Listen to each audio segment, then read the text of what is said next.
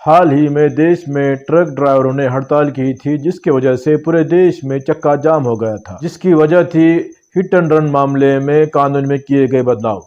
आइए जानते हैं हिट एंड रन मामला क्या होता है, इंडियन पिनल कोड में हिट एंड रन मामले में क्या का प्रावधान था और हाल ही में पास किए गए भारतीय न्याय संहिता 2030 में हिट एंड रन मामले में क्या सजा का प्रावधान है। इस टॉपिक पर हम डिटेल में जानेंगे। हाय फ्रेंड्स, मैं हूं एडवोकेट वाजिद शेख और आप देख रहे हैं लीगल एडवाइस। दोस्तों, इस चैनल का उद्देश्य आप लोगों तक कानून की जानकारी पहुंचाना है ताकि हर भारतीय नागरिक अपने अधिकार और कर्तव्यों के प्रति जागरूक हो सके। दोस्तों, इस चैनल सब्सक्राइब करें ताकि इसी तरह के लीगल नॉलेज भरे वीडियो हम आपके लिए लाते रहे। सबसे पहले जानते हैं हिट एंड रन मामला क्या होता है। वैसे तो देखा जाए तो हिट एंड रन को ना ही इंडियन पिनल कोड 1860 में डिफाइन किया गया है और ना ही भारतीय न्याय संहिता 2030 में से डिफाइन किया गया है। आसान लैंग्वेज में कहा जाए तो अगर कोई व्यक्ति किसी को टक्कर देकर वहां से भाग जाता है तो उसे हिट एंड रन का मामला कहा जाएगा।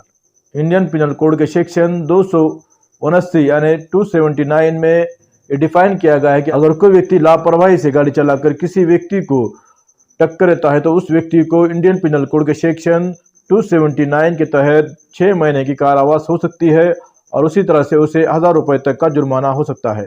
लेकिन अगर कोई व्यक्ति लापरवाही से या ओवर स्पीड में गाड़ी चलाकर किसी व्यक्ति के मृत्यु का कारण बनता है तो ऐसे वक्त में उसे इंडियन पिनल कोड के सेक्शन 304A के तहत 2 साल तक की कारावास की सजा हो सकती है और उसे जुर्माना भी हो सकता है। लेकिन अब भारतीय न्याय संहिता 2030 को इंडियन पिनल कोड 1860 से रिप्लेस किया गया है, यानी इंडियन पिनल कोड की जगह अब भारतीय न्याय संहिता 2030 को लागू किया जाएगा, जिसमें हिट एंड रन मामले में कुछ बदलाव किए गए हैं।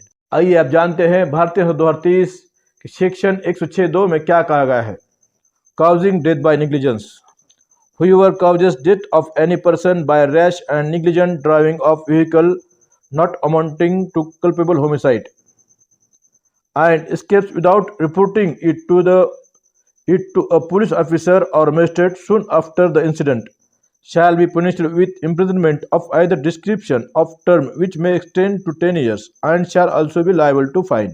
भारतीय न्याय संहिता 2030 की सेक्शन 106(2) में यह कहा गया है कि अगर कोई व्यक्ति लापरवाही से गाड़ी चलाकर किसी व्यक्ति को टक्कर देता है और उसे वहां मरता हुआ छोड़कर उसकी सूचना अगर पुलिस स्टेशन या किसी मजिस्ट्रेट को नहीं देता और वहां से भाग जाता है तो ऐसे वक्त में उस व्यक्ति को 10 साल तक का कारावास हो सकता है और उसे जुर्माना भी हो सकता है। आइए जानते हैं ड्राइवरों का इस कानून को विरोध क्यों हो रहा है।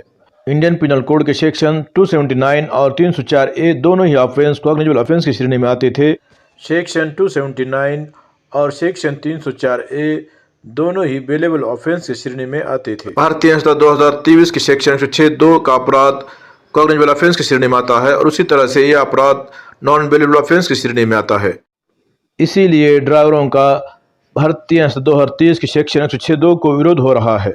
क्या देश में ड्राइवरों द्वारा की गई हड़ताल सही है या गलत, ये आप हमें कमेंट बॉक्स में ज़रूर बताएं। इसी तरह के कोई लीगल क्यूरी या लीगल सवाल आपके हो तो आप कमेंट बॉक्स में ज़रूर लिखें ताकि हम आपके सवालों के जवाब दे सके। दोस्तों, इस चैनल को सब्सक्राइब करें ताकि इसी तरह के लीगल नॉलेज भरे वीडियो हम आपके लाते रहे। Thank you watching for my video.